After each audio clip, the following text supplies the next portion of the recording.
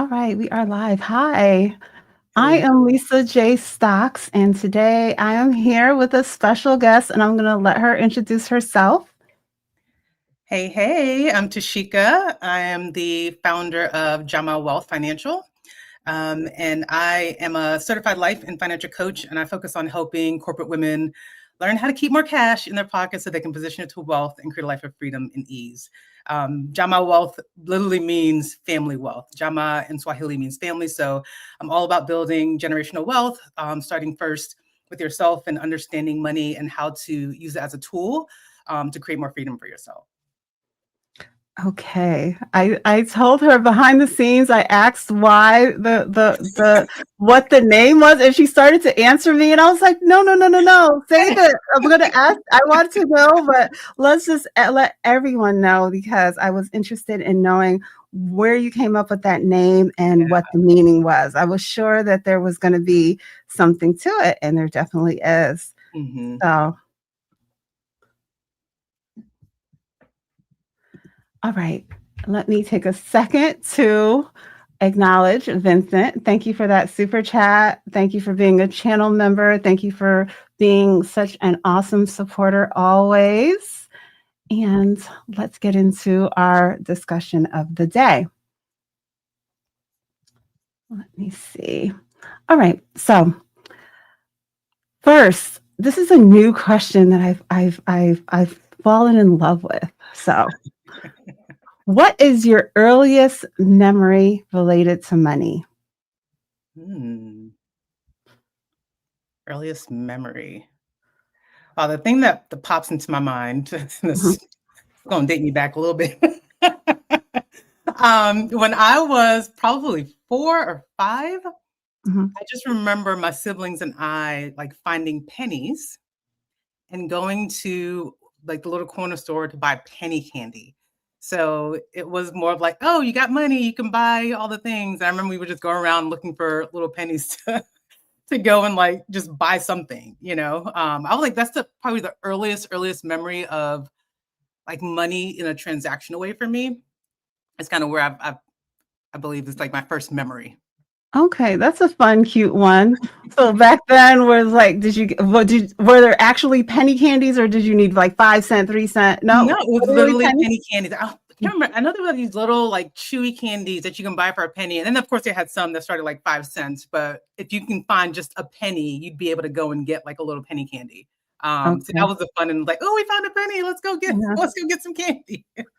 Did you used to eat the gum that had the little cartoon inside of it? Do you Oh, remember yeah. those? Yeah.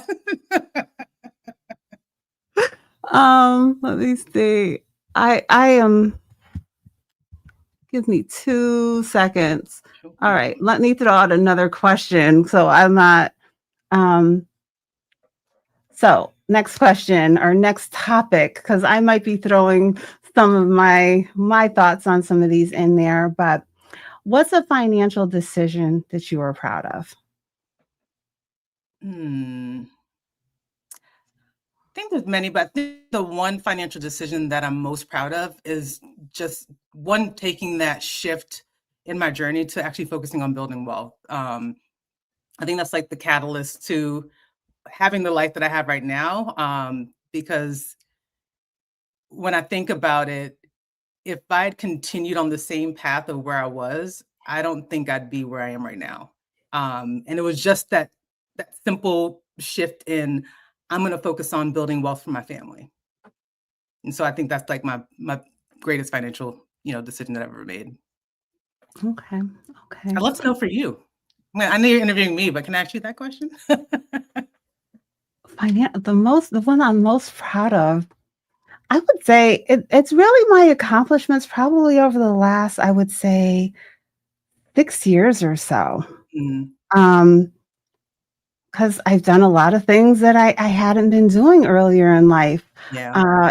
Adding real estate, rental property, opening a UTMA account for my daughter, um, really digging into the performance of my 401k, Mhm, IRAs from companies that I've been laid off from, the high yield savings account, yeah. um, doing more with CDs, Mhm. money market account, all these things that I was leaving money on the table, and now I feel like now I've gotten to that place. I guess I say all that to say is that I've gotten to that place that every last dollar of Mhm. mine is working for me, and I feel that it is in the best place. And my daughters and anyone around me, anyone in my household or family, friends, anyone who's willing to listen, I Mhm. want your money positioned and working to the best, possible. Credit, anything. So, Yeah. um,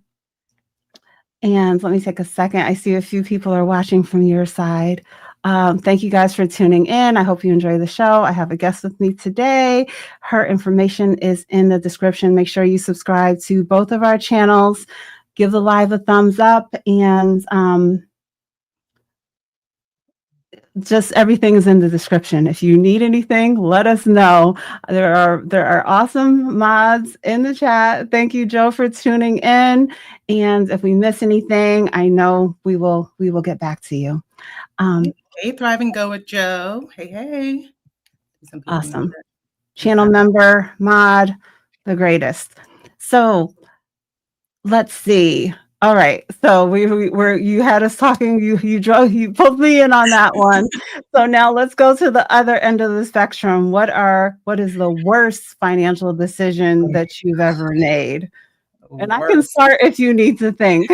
I mean, I think I know my worst. Well, I'm gonna give two if you don't mind. No, that's fine. Because I think it was more of because I didn't quite understand what I was getting myself into, and that is, I'm sure many people can relate, student loans. I just think I've said it's the worst one because of the lack of understanding, and um, two, taking out more than I actually needed. Meaning, so I don't know, let me know in the chat if you can relate to this. You're in school, they give you money to pay for your education, and then the financial aid office says, "Oh, you have a refund on your account," and you're like, "Ooh, refund!" And then you take that money out, and without thinking, you use it for your lifestyle and the things you want to do. So for me, I remember when I was getting my master's, had a refund, and I took that money out, and then I redid my kitchen with it.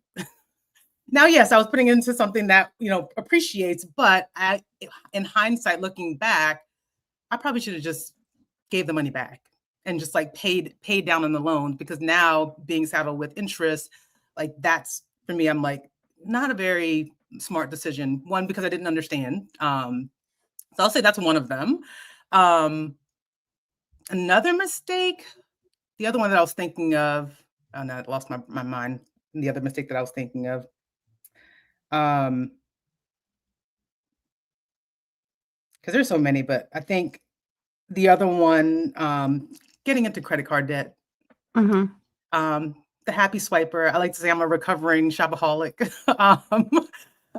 because I truly feel like I used to get joy from just swiping my card. Like literally had like a giddy feeling when I'm about to buy something, and I really had to understand the root behind like what was coming up for me and why I was getting excited about shopping. But getting into credit card debt was probably another one of the mistakes, because again, I didn't really have clarity and awareness of like the impact of what I was doing and how it was impacting my finances. So, Okay. Okay. Um, all right. So my top number one financial mistake is that I did not prioritize my education and focusing on getting my degree as quickly as possible. That's what I share as my number one financial mistake. So I graduated high school when I was 17, went directly to college, dropped out of college about a year later by the time I was 19, and for the rest of my life from then I was working full time. So that put me in that position of having to, and I was already a mom before mm, even getting out of high school. So I'm a mom, and now I'm working for the necessity of taking care of myself, providing, some support towards my daughter, along with mhm, But yeah, and then I didn't graduate from college. I didn't obtain my first degree till I was nearly 30. Mm, And so I was working all that time, but I call it underemployed, but you're going to work, and I worked in an office. So I think that I think that no one around me really even truly knew my frustration and the situation, how I felt. mm, I was working, the most basic job that you could have, that, a job that did not require a degree. yeah, I yeah. wasn't an accountant. I wasn't a financial analyst. I wasn't. Okay. So with that, I don't think that people around me realize how I felt, that I wasn't progressing. I didn't make much Mm, money, and I think they saw that I can put on a nice outfit and put on some heels and go to work. And I not to say that that matters. It really matters to me, but I didn't even have anyone encouraging me to go back to school, get this done, so you can. No one was really ever saying that to me. yeah, But yeah. finally, I got it done. But yeah, the if I would have graduated, if I would have obtained a degree by age 20 or 21, that Mm, would have made a huge difference yeah. for that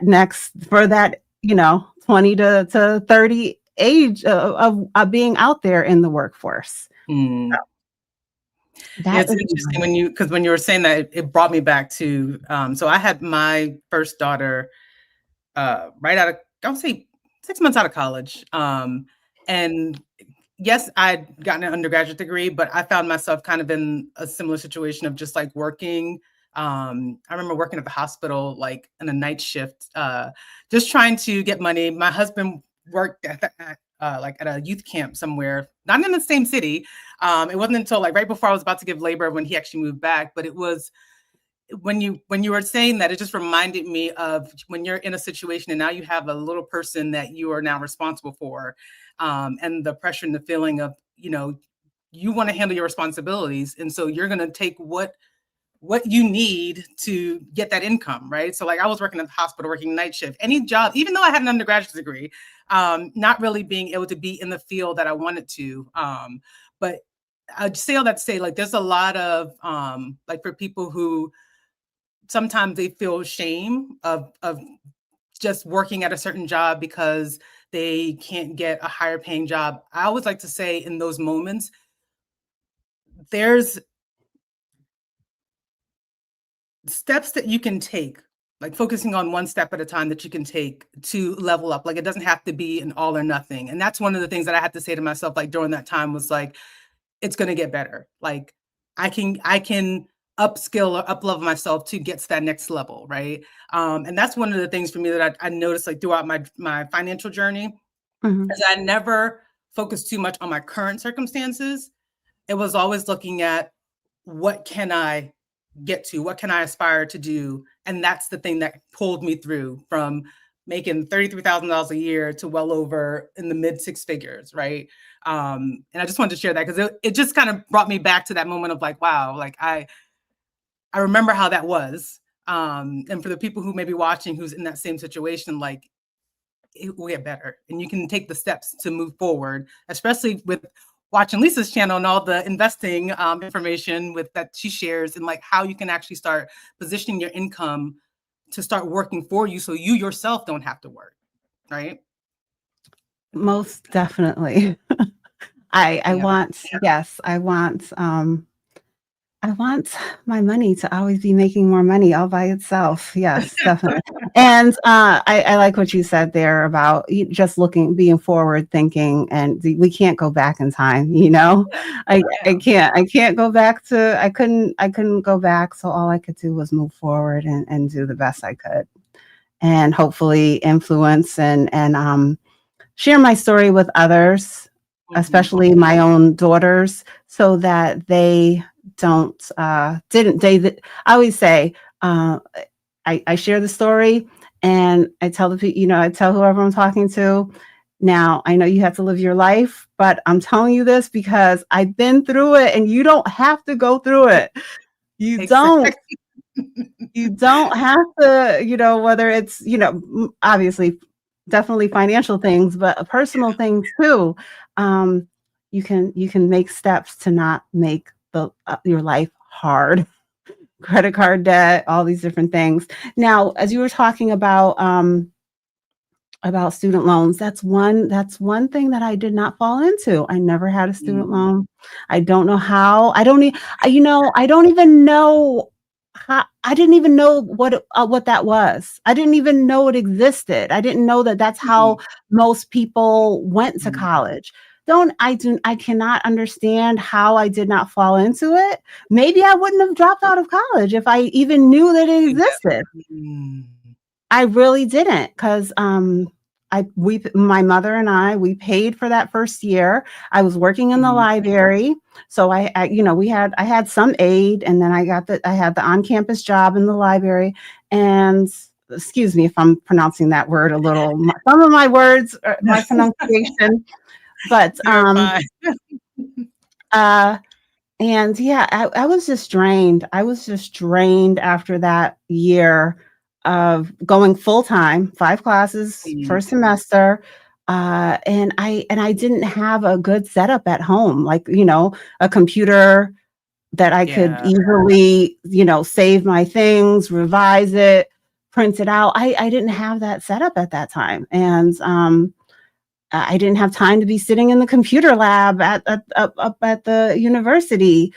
I had to get home. I had to get home. I had to watch my daughter. Thankfully, one thing I've never had with any of my children is that they never went to daycare. I never that's used good. any Yeah, out. I know. I don't know how I could have dealt. Not even. I know I'm talking about it financially, but I don't know mentally. I don't know how people deal with that. That you much. saved yourself a Oh, lot of money. That's all I gotta I know.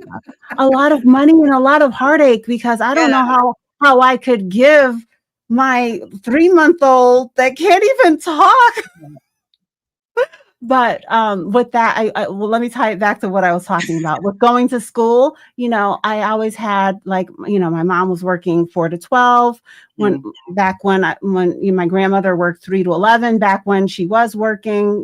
This is what years ago when my oldest was small. And so I had family members that worked second, third. We were working different shifts. yeah, okay, So yeah, it allowed my daughters to always have, no more than mom, dad, grandma, big sister. that's It beautiful, yeah. That was it. Like, and it was even a smaller circle when it comes to my younger daughter. Mm, I would say my stepfather probably never even changed a diaper because either me or my mom or my sister or her big sister were there to, like there was no one to do anything like, much. relying on So your village, I love that, I love yeah, that, like, yeah, being able to rely on your village to support you because I yeah. was down in North Carolina by myself, and I luckily was able to stay home with my daughter up through the first 2 years, Okay. and then deciding, like, we wanted to buy a house, and they're like, "Well, if we wanna buy a house, I need to get a job." 'Cause my husband was working 2 jobs at the time, and I'm like, "Well, let me find something so that I can." But I love that you had that village, 'cause like I said, I was home with her for 2 years. My second daughter, I think she stayed home with me for, like, 3 or 4 months, and then she went into daycare, and luckily now with my younger 2, I have 2 younger boys, 9 and 4, but they're home with me now. So they don't have to go to daycare, and let me tell you, you saved a lot, um, because the amount that we were paying for my 2 daughters was about the same as my mortgage. Oh, wow. Yeah, I And know. I look back and I'm like when I look at my old budgets, I'm like, "I don't even know how. I don't even know How how you made it through. we even did that." I'm like, Mhm. it's mind blowing, but we find a way, it's like we make it work and make it happen. But yeah, blessings to you because that I mean that's a beautiful thing to be able, like I said, to have that village and to be able to have the support, and to be able to save from a financial standpoint as well to be able to save that money. So Okay, okay. So, guys, thank you guys for everyone that's tuning in so far and chatting. I'm Lisa J. Stocks here with Tashieka, and her information is in the description of my video. So, make sure to like, subscribe to both of our channels, give this live a thumbs up, all the good stuff. That was my station break, and let's get back to the show. Now, let's see. Where were we? Now that you shared, your children's ages, let's go on to my questions about financial lessons that you teach at different stages. You said you have a 5-year-old is the youngest, or four? Yeah, 4-year-old. Four. Okay. So, okay, 4, 11, older teens. Give me some lessons and at what stage you start to teach them. It's interesting because I always say that my kids have picked up on different things through the different journeys of me paying off debt, saving money, investing. So I always joke that my youngest is probably going to be talking about like, estate planning or something. Because my oldest daughter is very like anti-debt because she grew up during my debt phase. And one of the things that I did with her, I remember we went to Target and she wanted to get like a DVD, and she had some money, but she didn't have enough money. And Mhm. so I said to her, I said, hey, I will loan you, $5, and then you can go ahead and purchase it, but you're going to have to work to pay me back. So we got home. I gave her some little chores to do, and I wrote on the board, I had $5, Zeta O's. And then I think she washed the dishes one day, and I said, I'll give you $1 per task. So she goes, she cleans the dishes. She's like, all right, mom, I finished the dishes. Can I get my dollar now? So I walk over to the board. I cross out the $5. I put $4. And I was like, there you go. You've been paid. And she's like the look on her face, she must have been like 5 or 6. The look on her face, she's like, what? I don't get the money. I said, no, you're going to work to pay this back. That's what you agreed to. And I mean, the energy that she had was like, I do not like this. So till this day, she is 18. Till this day, she is very anti-debt. Like even her going off to college, and we're planning for like her college expenses. And when she got her financial aid package, one of them, she did get some scholarships and things, but one of them was I think it's like $2,500 for a direct loan or something. And she was just like, I don't want it. Like, I don't like, she literally was like, I'd rather pay for it. I do not want to have debt. I don't want to be, and she's going to school. She wants to be a doctor. She's like, I don't want to be a broke doctor with 6 figures of debt. So just that small exercise that I shared with her has made this imprint on her. And now with talking to her about debt, like wanting to make sure she understands like the types of debt. Like, yes, you don't want to get into credit card debt. You don't want to get into debts where you're owing and paying for your past. But there are other types of debts where you're investing for a return. But just kind of helping her understand that, because she's just like, nope.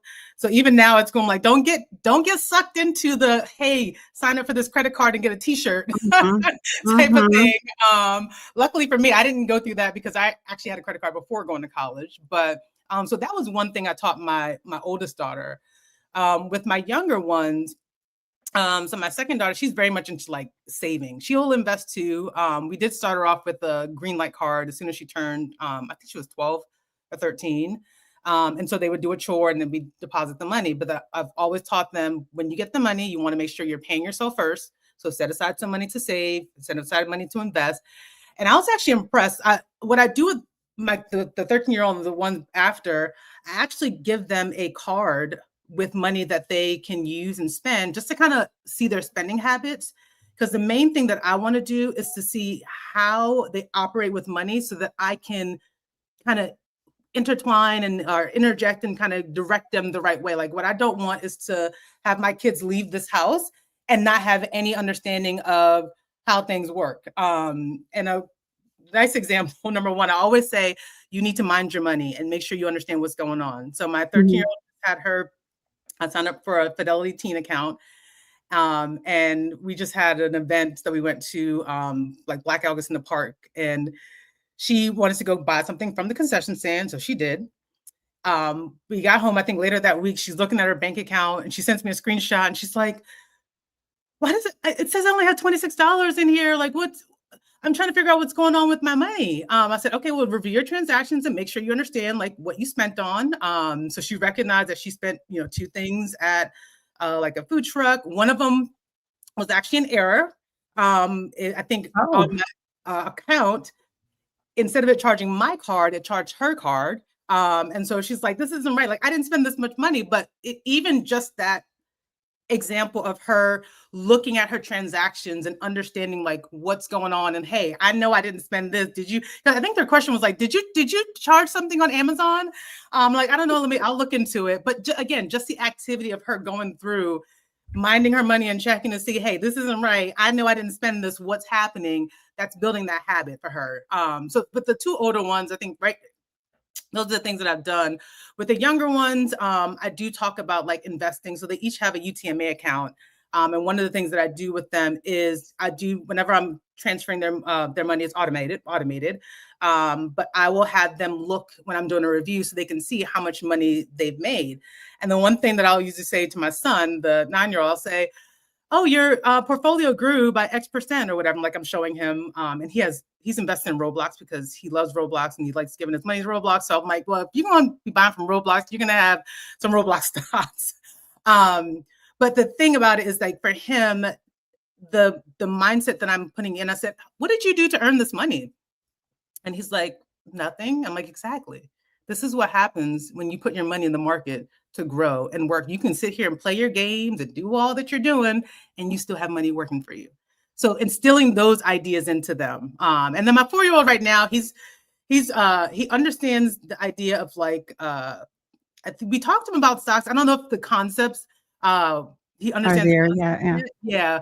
But he's very young. The other day, and I was just like, he understands. I think he wanted to download an app or something. And he said something like, oh, I can't download that app because it's not free. And I was like, you understand what free is? I was like, what does that mean?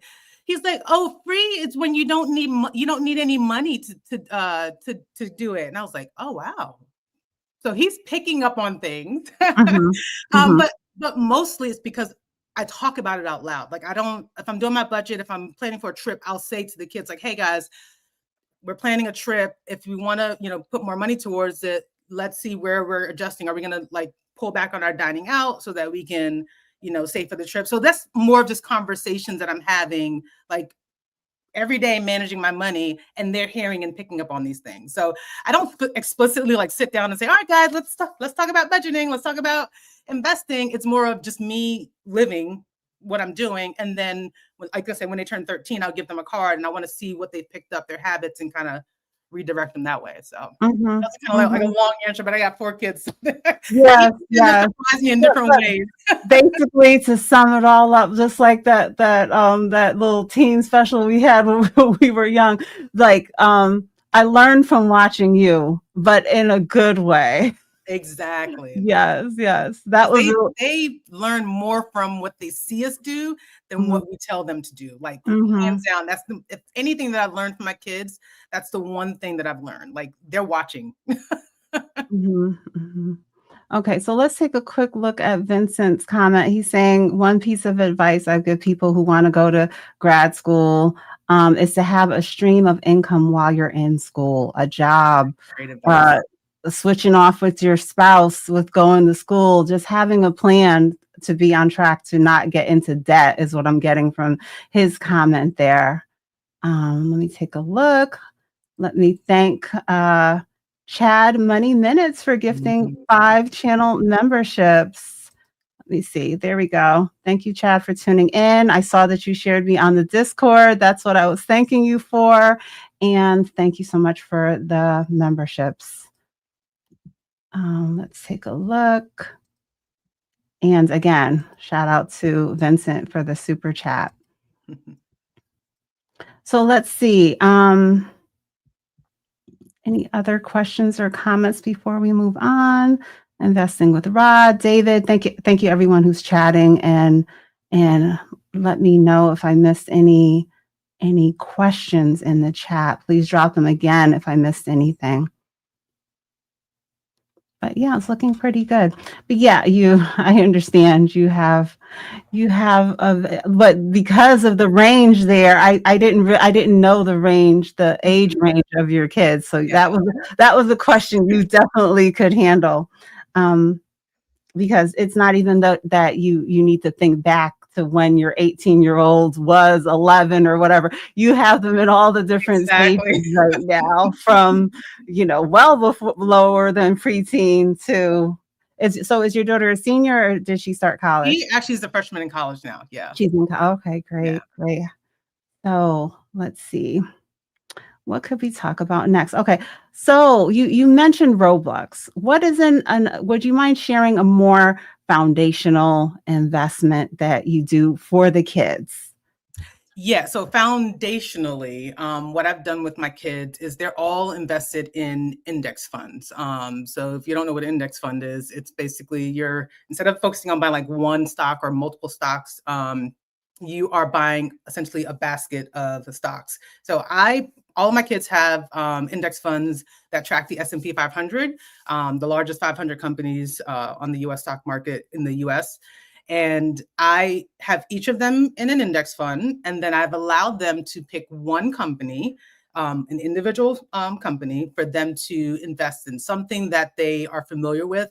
And I did that simply because I wanted them to associate, like, the iPhone. My daughter, that was what she chose because she has an iPhone and the Apple. iPad. She was 13 at the time. Yeah. But I teach it to them in the way of, you now have ownership, a part ownership in this company by investing Yeah. in this company. Yes. And just like if you purchased an index fund that tracks the S&P 500, now you have part ownership in small percentages in all of these companies in one basket. And all you have to do is buy that one index fund and you get access to all of these companies. And so that's really the foundational that I do for myself as well as my kids. Is the basis is index fund. The majority of their money is in an index fund. Okay, are you referring to FXAIX?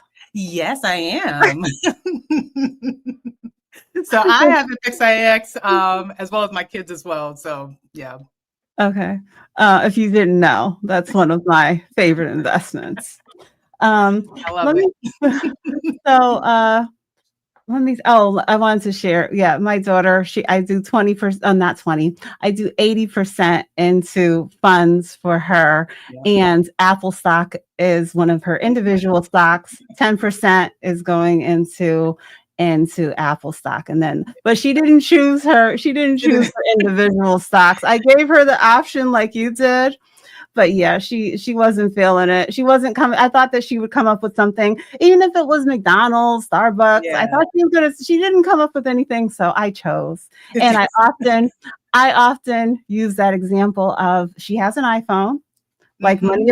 many of our kids, teens Yeah. do, but just like you're doing over at your house, you got to pay that iPhone bill. Yeah. You have to purchase new iPhones at times, or at least the one that they got started out with. Yeah. But in addition to that, what else are we doing? Mhm. They're invested into Apple stock. So Exactly. let me take a second to, it doesn't show in StreamYard, but let me just mention who got the gifted memberships. And this has happened to me before. Chad got one of the memberships that he just gifted. So Chad Money Minutes got a membership. Life with Marlene, my guest, or my co-host from last night's show, Marlene Motivates, and GGC, SBK, a huge supporter, and Shade 757 got those memberships. So congratulations to you. And it's a new month. I might give some more memberships at the end of the show. I have them to give. I love that. So, Investing with Rod says, dang, I keep forgetting about FXAS. Like, yeah, don't forget about FXAX. That's a good one. and hi, Chocolate Shop. Thanks Yeah, for hey, tuning chocolate chip. in. Okay, let's see. Are we missing anything? Let me know if you see any comments or any questions that you want to highlight. Yeah, Thriving Go with Glow says her son chose NVIDIA because he saw their sticker on his laptop. That's Oh, awesome. Yeah. I love NVIDIA too. So that's one of mine. So I love NVIDIA. yes. Who wouldn't love NVIDIA? If we NVIDIA and Bitcoin, if we only would have known. Oh man, I was joking with my son-in-law, and I said, if we only would have known, I would have been putting bunk beds around here. We all would have said, let's talk. I would have said to the family, you're like, let's all just suck it up and just For come real. on over here. Let's squeeze on in here. and put all the money into this, that, and the other. Um, that's let's see Okay, what I know. I'm loving this Nightbot that you have here. Yeah, talk night. about that. Okay, we can take a few minutes and do a little night bot chat. Let's, like I said, you teach me how to get the StreamYard connected to the Instagram and the. Absolutely. Okay, well, but that's off topic. But us content creators, we'll have a little I content know. We'll do. creator. Yes, yes. Um, Okay, I'm so glad I asked a mutual friend of ours that I was like, can you introduce me to her? And he told me, you know who I'm talking about. Yeah. He told me, I mean, I've met her, but I don't really know her. And I said, oh, okay. I thought I thought that you could introduce us. And he was like, no, I think it'll pretty much be the same if you reach out yourself or if I reach out. And I said, oh, okay, great, no problem. I'll just do it myself. Next thing I look up, he sent you a message. He was like, let's get this conversation going. Like, let's I guess he said, listen, build a connection. yes. That's But funny. thank you so much for taking the time to come up here, and I'm looking forward to what we're gonna do on your end over on your channel. All right.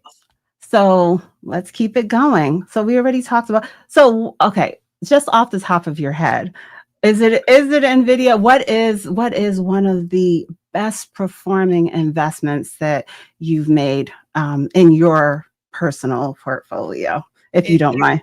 it actually is Nvidia. And the funny thing is, I actually did not start investing into Nvidia until I was laid off of my job. So that was what, 2023? But the growth in my It- portfolio since then, and the crazy thing is, I took my 401k and rolled it over into a rollover IRA with Mhm, Fidelity. mhm, And so I did have some after tax stocks that was in a Roth 401k. And so basically that cash, when they transferred over, it was just cash sitting in that you Fidelity. needed So I to was get like, yeah. reinvested. Mhm. And so I said, well, let me go ahead and invest this. So I took a good portion and put it into Nvidia, and then put the rest of it into the index fund. And then that was, I let it, and I left it. I didn't add any additional contributions in there. And that portfolio grew, I want to say it was like 89,000, I think, when I went in there. Like right now it's sitting at 140,000. Nice. And by me not putting anything in there, just the Mhm. growth. And so when I say, and it wasn't, and when I invested in Nvidia and I just put it in there, I've actually not been adding anything to it. And so that growth like really just kind of like blew it up for me. So I would say Nvidia. Next to that would be Apple, because I've been investing in Apple for a very long time. Yeah. And so the return on Apple is like through the roof. But yeah, Nvidia would be the one for me. All right, all right. Yes, neither one of those have disappointed. I started Yeah. investing into Nvidia at the beginning of 2024, before the stock Mhm. split. And I was dollar cost averaging. I was taking it slow. I wish I didn't take it slow because it was like 500, 600. Uh, it was just like I could barely find, it wasn't coming down. There was no time for me Mhm. yeah, it just really took off. I didn't stop, but Yeah. I didn't say, because I think that's what people do. They think they hear all-time highs, or they think, oh, Yeah. this one is what I am actually currently going into, tomorrow is going to be week 2. Mhm. The start of week 2 for me. I'm doing $10 a day into Oh, Nvidia, nice. guys. So you'll be seeing an update on the results of this particular challenge that I am leading right now. So, Yeah, I love um, that. And I think that's the most important thing, because I know with what I did with Nvidia, and I know like it's been up and down. I mean, obviously it's been fluctuating, especially like early in the year. mhm. But that's the one thing that I always, like a mantra that I just say to myself is like, dead people are better investors. It's kind of weird, but I've heard someone say that before, like dead people are better investors simply because they can't touch their portfolio. They can't do anything. So that money is sitting there and it's growing. And I'll literally just say to myself, like, just leave it alone. Just let it do its thing. You don't need it anytime soon. So Mhm. I just let it be. But I recently started just dollar cost averaging, putting money in there because I'm like, all right, this thing is going. So let me just go ahead and spread it out amongst my index funds, Nvidia. I think in that one I don't have Apple in there, but yeah, just let it be. Just like with my kids, same thing. We consistently every month just put money in there and just let it do its thing because they're not going to use it anytime soon. Mhm. And the benefit for at least for my oldest daughter too. That's one of the things that I would say I'm very proud of because we actually did not start investing for my daughter until 2013, the oldest one. Mhm. She had all her money in the savings account. And by that time I had like started getting into investing. I was like, well, let me go ahead and put her money into some index funds. And that's what helped pay for a little bit of her school for the first semester as well, while she's like applying to scholarships. So like, I'm very grateful for just even making that step, and it's only been 5 years and just the growth that she's had to be able to support her. So Yeah, I got started later. I would say my daughter was probably I like 10, 11, you know? same, Um, yeah.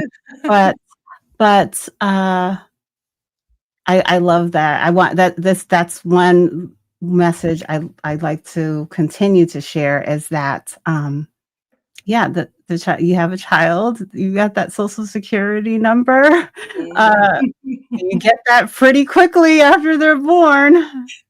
You can set up that account.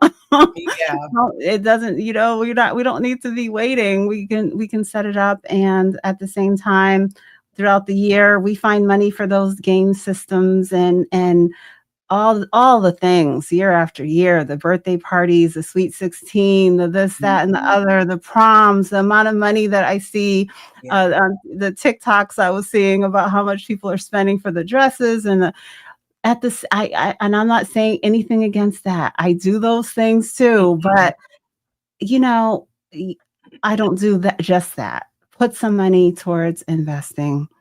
Put some money into savings and investing, especially investing. But, like my daughter, she's ready to get her license and driving her own car, and that Mhm. we're gonna have more repairs and need gas all the Yeah. time and all of these different things. So yes, there has to always be a balance with saving and investing because I don't want her to be.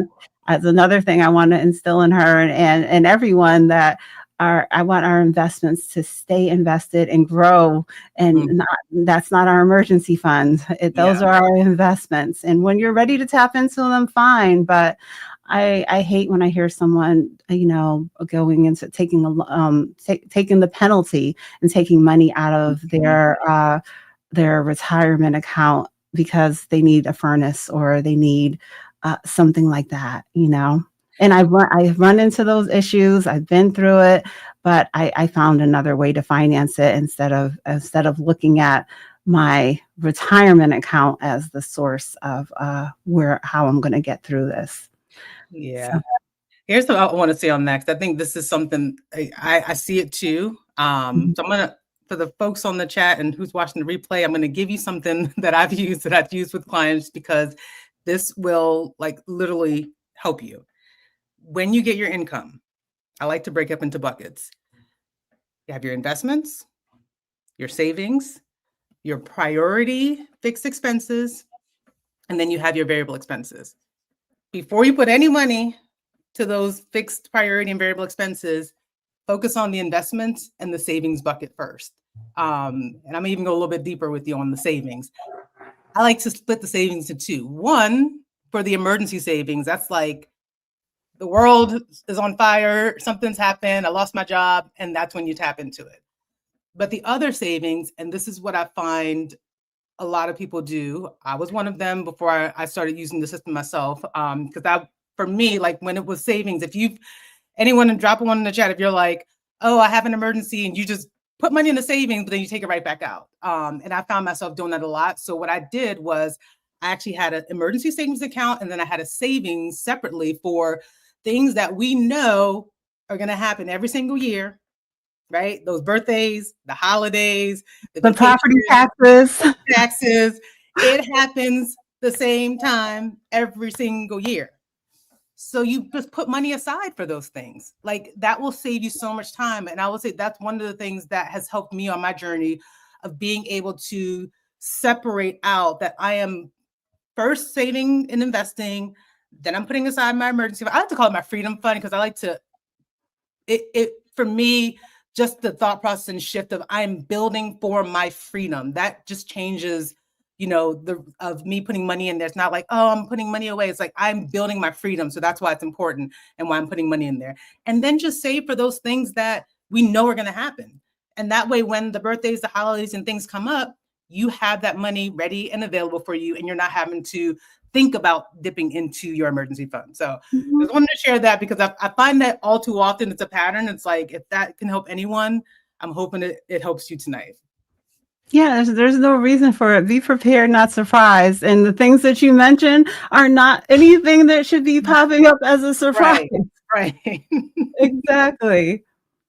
So do you like name them the accounts different I things? Is do. there one that says Christmas? Is there one that says vacation? So yeah, so we have the Freedom Fund, and actually, we don't actually celebrate my family. We don't. It's been since 2013 that we don't really celebrate holidays anymore. Okay. It saves us a lot of money. Mhm. um, but so we no longer celebrate holidays. We do birthdays, vacations, but I'll name it like whatever trip we're going to. So like if we're planning for trips to Spain, Spain vacation. I think one I had was like new car fund. So we know like I'm in the market trying to get a new car, so I want to save for that. So I name it, and what I do is actually use Ally Bank in their savings. They have buckets, so I have one savings for like the we can call it sinking fund savings, but I'll Mhm. actually name it specifically for what it is. And the great thing about Ally is when you deposit money into that account, you can actually set it up to say, all right, I want you to put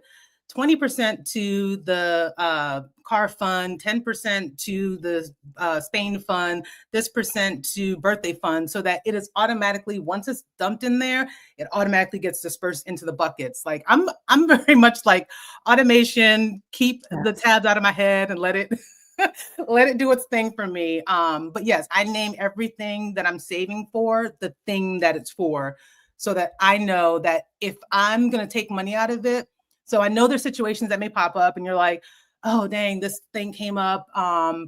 Do I want to take it out of, it kind of makes you think twice. Like your friend's like, hey, let's go to brunch. And you're like, well, I don't have any cash. And then you look over at your savings. It makes you think twice because it's like, all right, if I go to brunch, then that means I'm taking from my Spain fund or I'm taking from my new car fund. Like it kind of gives you that, at least for me, that knee jerk of like, ooh, do I really want to do this? Because then I'm sacrificing this trip here. And I love experiences. I love traveling and going to, so for me personally, I will sacrifice a brunch so that I can go to Spain and sit on the beach in Barcelona. Like that's just my type of Wow, thing. yeah. So it just kind of gets you thinking more about when you're pulling that money out, is it really something you truly want to do? Is it in alignment with what you want for your life? Right. The wants and the needs, making Mhm. that balance. Yes, yes. Um, so what's next? What is next? Do you have any questions that you were thinking about throwing out there? Are you telling me? Do I have any questions? Yeah. No? No, Never mind. I don't think I have any questions. Well, all right. So Questions for you. I'll save what those when we chat, but yeah. all right. So we are both from the same ethnic background, let me say. So, what financial knowledge did you learn from your family? And so, let me say, as being from of West Indian descent, do you Mhm. feel like there was always a priority of small business, real estate, anything other than the stock market, or did you ever hear about, you know, the type of investments that we're talking about today? Yeah, growing up, and my family's Jamaican, so growing up, no, like it was always like go to school, get your education, get a good job. Like that education was drilled into us. So that was one thing that is like, I know I need to go to school. I need to get good grades. I need to make sure that I'm doing that. Um, like being exposed to, now I was exposed to like real estate, like the thought of like owning apartments, because my grandmother and my aunts actually came together and they purchased an apartment complex. So that was something that was in my mind. So having seen that possibility, that's something that I was like, oh, I definitely want to have real estate one day. But aside from like stock market, what? I No. So do you have don't know anything about the stock market. do you have any rental properties? Are you a landlord or? Yes, I do have a rental property. We're actually trying to turn it into so it was our first primary home. And when I moved in there, I remember telling my husband, like, we're not going to live here we're only going to live for 5 years and we're going to turn this into a rental property. We actually ended up living there for 11 years. And then we got our second home in 2019. But when we moved out, we've just kind of been renting it to people who were kind of like transitioning or whatnot. We're finally in the stage where we're wanting to like really fully turn it into like a rental, because we right now use it as like our offices. Like he's there. I'm actually going to try to turn it into like my little studio, but definitely wanting to put that more into like generating income from it like consistently. So that's the main thing. My thing is my goal is to have one property per child. That's like my vision. I want a Okay. house for each child. Mhm. Because I think it's important definitely having those assets that, I can pass down to not just the stocks, but the real estates, and the educational knowledge as well. So Okay. So I I don't know, like, if you don't mind sharing, like, what year did your family, like, come to the US? Was it, like, because my family, I'll share first, like, I would say my family came to the US, like, maybe late '60s, '70s. Um, yeah. So my grandmother came over by herself. my She was, grandmother did too. yeah, I want to say it was in the I know it was after my mom was born. My mom was born in 1960. And I want to say late 60s because my mom was so young. She came over, my grandmother came over, got a job, and then when she got herself settled, then she went and sent for my grandfather and my mom and aunts and stuff. So Mhm. Okay, yeah, so that's the way my story was supposed to go too, but yeah. my grandfather actually passed away and never came Mm, to America. So my grandmother wound up being a single mom here with her 2 mm, youngest children. But let me tie this back to why I asked that, the time frame. Do yeah. you so and I don't know, like, how connected you are with what's going on now, but do you think that if our families were coming to America in, say, uh, 2000, as opposed to 1970s to 70 to 80 range around there. Mm. Do you think that they would be different about the stock market and investing? That's a good question. I don't know. I Or would mean, you think they would still gravitate to the real estate and, you know I honestly like just hearing my family, I feel like they would probably still gravitate towards real estate. Mhm, Now one of my aunts does work in banking. And so I want to say when I was in elementary school, she actually went back to school for banking. So I feel like for her, maybe it'd be different. But yeah, I don't know, I feel like real estate, because even now when I talk to other family members, real estate is the main thing that everyone's like, okay. rarely anyone's talking about the stock market. And I'm the one like, listen, y'all need to get on this game, like get in the stock market. So I think they It probably is I something think it's big. land ownership is like in their mind, like we need to own something. But I'm like, but you can still own something like investing in the stock market too. So Mhm. yeah. Yeah, it's like you're saying, it's like tangible. Yeah. Like we're gonna, put our money there. Yeah, it's definitely more easily to deal with conceptually of I buy the house, I collect the rent, and maybe not even really be thinking about the appreciation of the Mhm. property when they're even getting started into it. That's just gonna come naturally, but Mhm. at the same time, if focusing on the investing. investing into the right things. I always Exactly. like to make sure to stress that that growth will just come naturally too. Yeah. You invest into the whole the S&P 500 or the total US stock market, um, you pretty much can't go wrong. There Mhm. are going to be ups and downs, but we have 100 years plus of Yes, of data. history to see that it always recovers. Hold on. Um, It's like buckle. I always like to say it's a roller coaster. So just buckle up and hold on and enjoy the ride. Like, all right. So let me think. I definitely wanted to have that discussion or that question. And there's another one that I want to touch on. And I know we we cannot speak for all women, but yeah. I wanted to talk about women as investors because I know you probably coach and talk to a lot of women. And like I said, I'm not speaking for all people Okay. here. This show is not financial advice. We are just sharing our personal journeys, just having a discussion here. Um, but when it comes to being a female investor, I feel that women investors are usually more conservative, more patient than men. Do you agree? Can you give me a little bit of insight with that and let me know?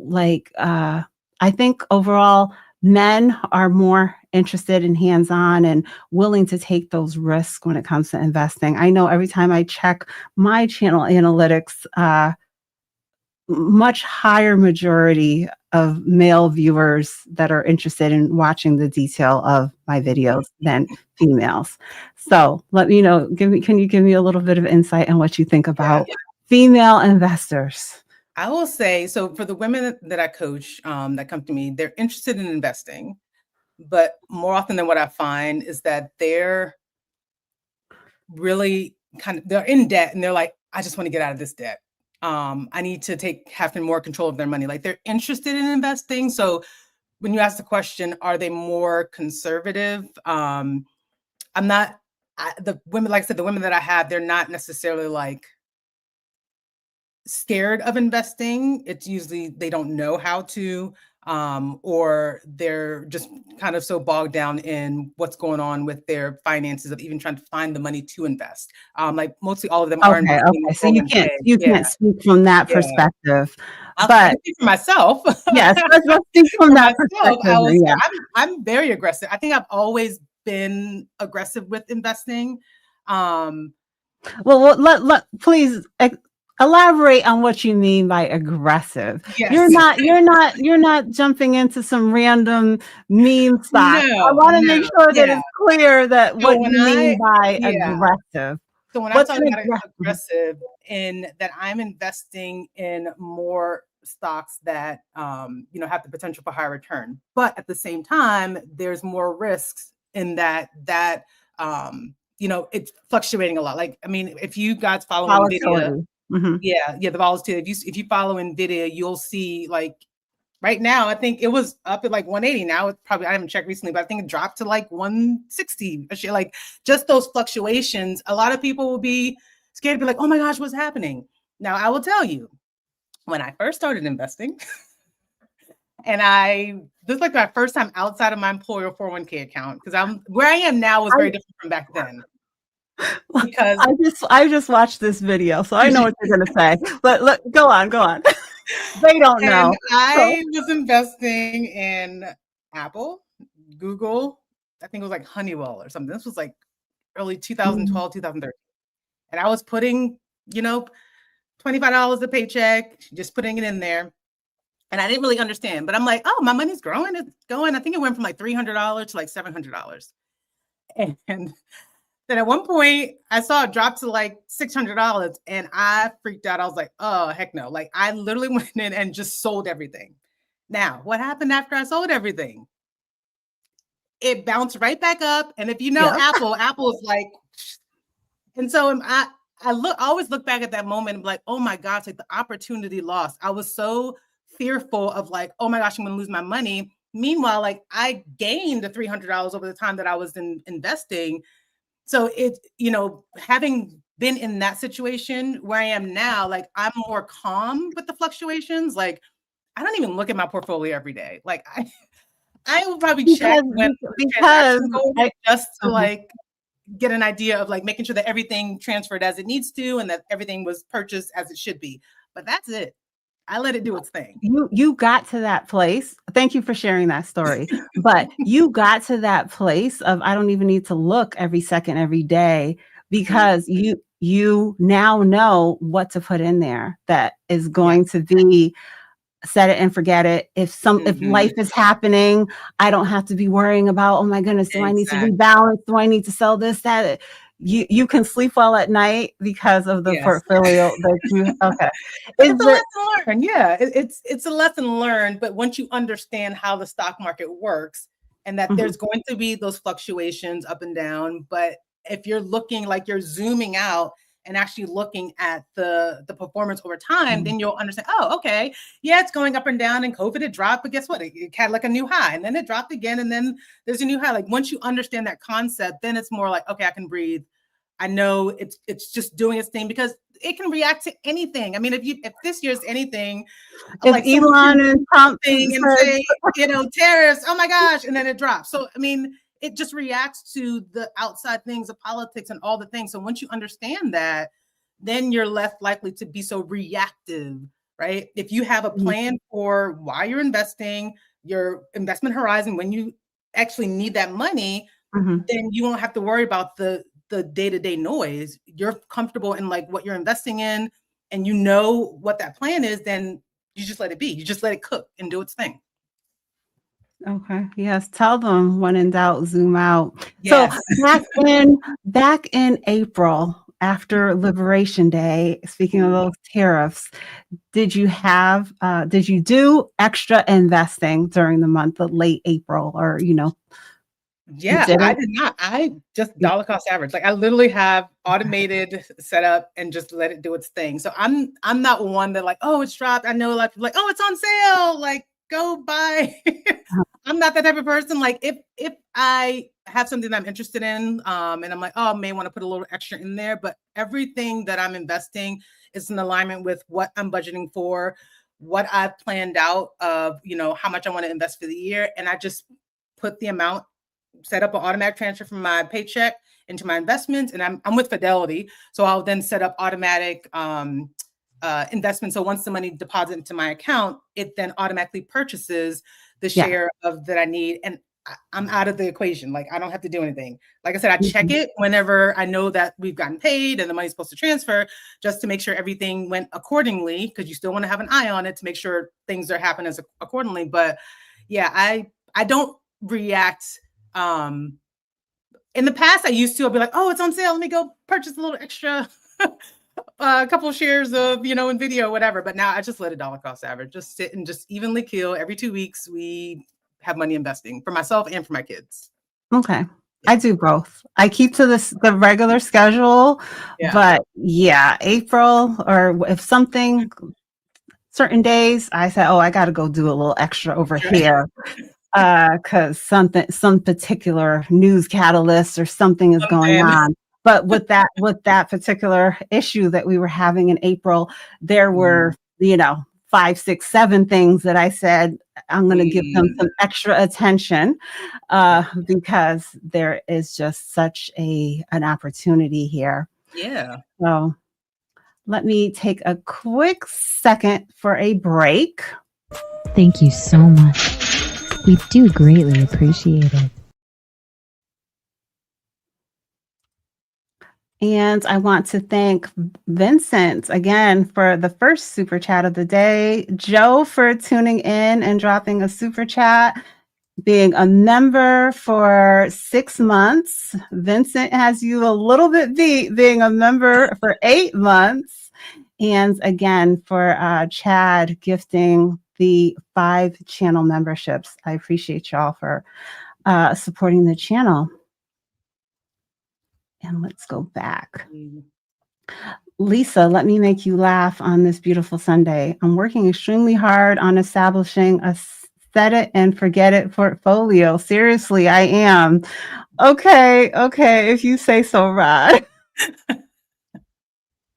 I think Rod is making a joke about us talking about automation and just, just sticking to those easy to not have any worries about Yeah. those reliable investments that we've been chatting about. Is there anything else in the chat that you're seeing that you want to highlight?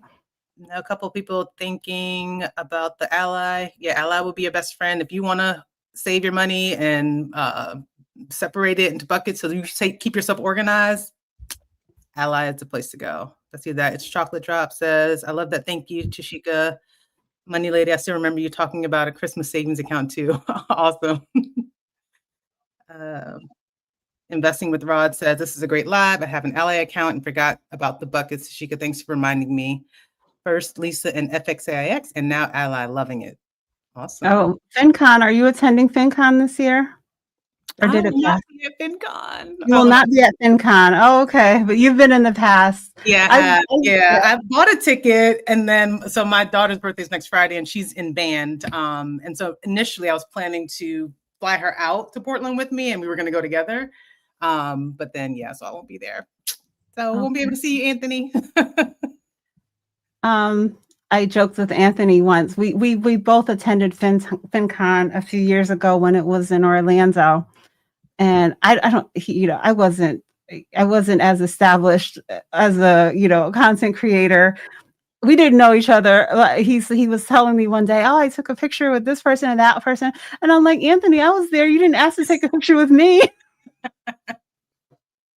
You didn't know me back then, but yeah, I've never had the opportunity to meet Anthony in person.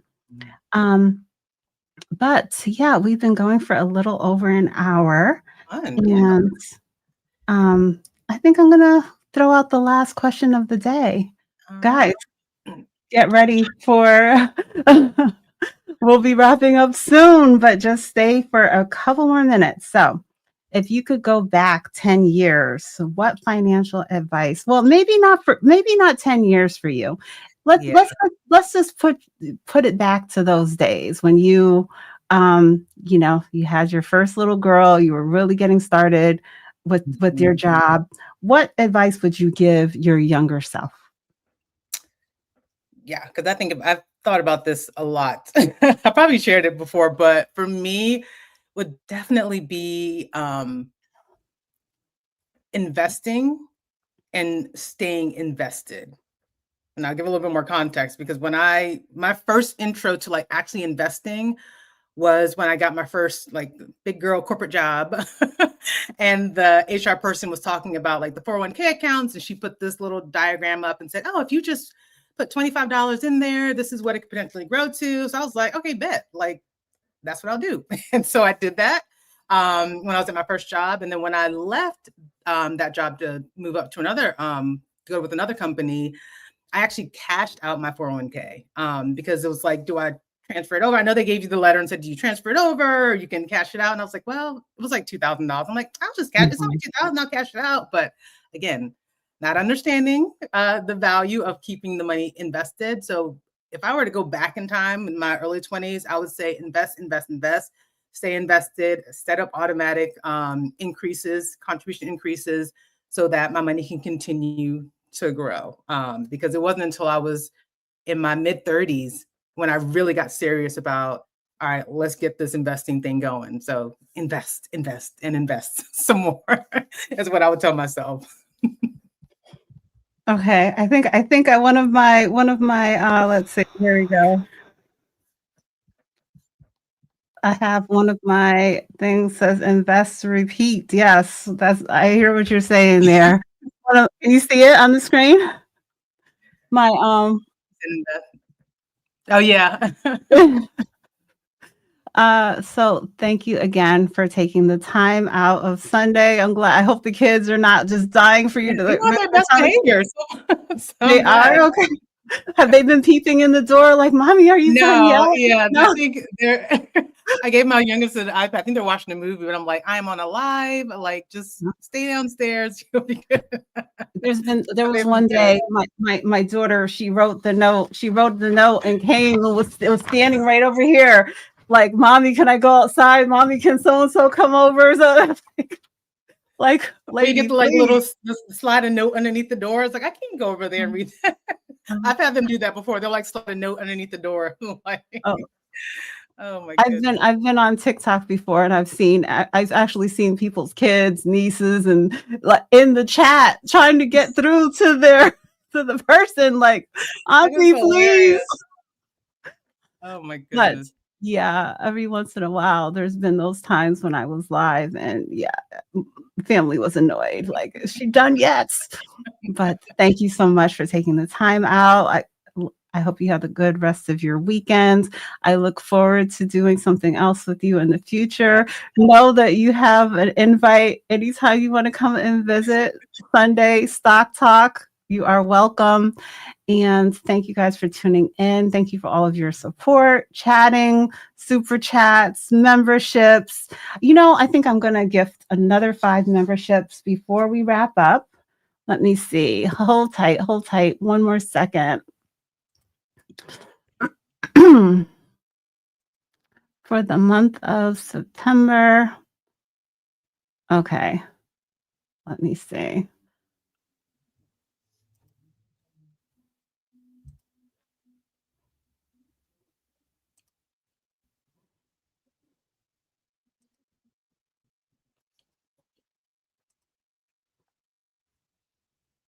Let me jump back over to you. You need a question because you're getting quiet over here. I was looking through the chat. Let's see. Fast Teddy 333 says, had my first 401k and cashed it out in 92. 5K and the 5K match. I wonder what that would be worth today. Yeah. I try not to think about that too, because I used to do that, but like, oh my gosh, I put in the little investor calculator. What would this be worth today? And I'm like, you were killing yourself, Tashieka. Like, just let it go. But it's like, now that I know what I know, this is why I share this information, because I don't want anyone making the mistakes that I did. So yeah. Like, don't beat yourself up though. Like, now that you know, you can shift and do different. Let's see. Okay, 755 Media. She was here today. Congrats, you have a gifted membership. And congrats to all the others. I see Ashley, one of my Discord fam, also got a membership. So guys, please feel free to let me know if you have any of the members, if you have any questions, any requests on something that I can do for the membership, and I will make sure to get that done for you during this month. And hopefully, if you like what you see, you stick around. Now, what was I going to say? I don't remember. I lost my train of thought. While you're thinking, I just want to thank you for having me. Thank you for having me on. Definitely we'll do one on my channel. We can have a conversation over there. But yeah, I enjoyed this. This was fun. It was. It's for me, it's always easier when you have company, especially good company like you.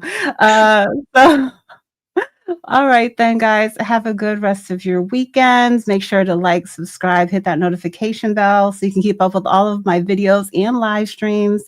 And my guest, Tashieka's information is in the description. Go ahead over there and subscribe to her channel also. And I will see you next Sunday live. If you are a Discord member, I will be live again at 6:15 tonight. So tune in for that on the doctorate level. And that's it. Have a good rest of your day.